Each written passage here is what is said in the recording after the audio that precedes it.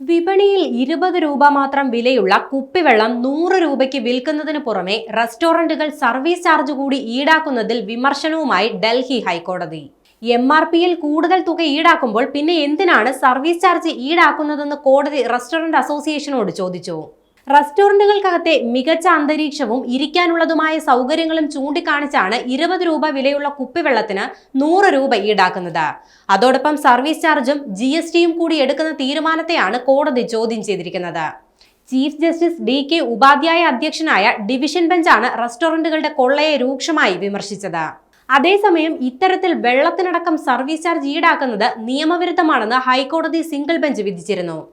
ഈ വിധിക്കെതിരെ national restaurant association of ഇന്ത്യയും federation of hotels and restaurant association of ഇന്ത്യയും നൽകിയ അപ്പീലിലാണ് ഡിവിഷൻ ബെഞ്ച് പരിഗണിച്ചത്. വെള്ളം പോലെയുള്ള അടിസ്ഥാന വസ്തുക്കൾക്ക് അധിക വില ഈടാക്കുന്നതിനോടൊപ്പം സർവീസ് ചാർജ് കൂടി ചോദിക്കുന്നത് എന്തിനാണെന്നായിരുന്നു കോടതിയുടെ ചോദ്യം. കുപ്പിവെള്ളത്തിന് 80 രൂപ അധികം ഈടാക്കുന്നത് റെസ്റ്റോറന്റിന്റെ സുഖകരമായ അന്തരീക്ഷം ആസ്വദിക്കുന്നതിനാലാണെന്ന് മെനു കാർഡിൽ വ്യക്തമാക്കിയിട്ടില്ല.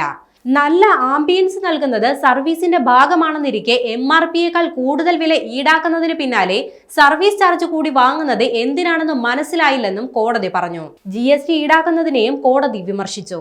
അതേസമയം സംഭവത്തിൽ GST വകുപ്പിന്റെ അഭിഭാഷകനോട് കോടതി വിശദീകരണം ചോദിച്ചിട്ടുണ്ട്. കേസ് പരിഗണിക്കുന്നത് സെപ്റ്റംബർ 22 മാറ്റിയിട്ടുണ്ട്.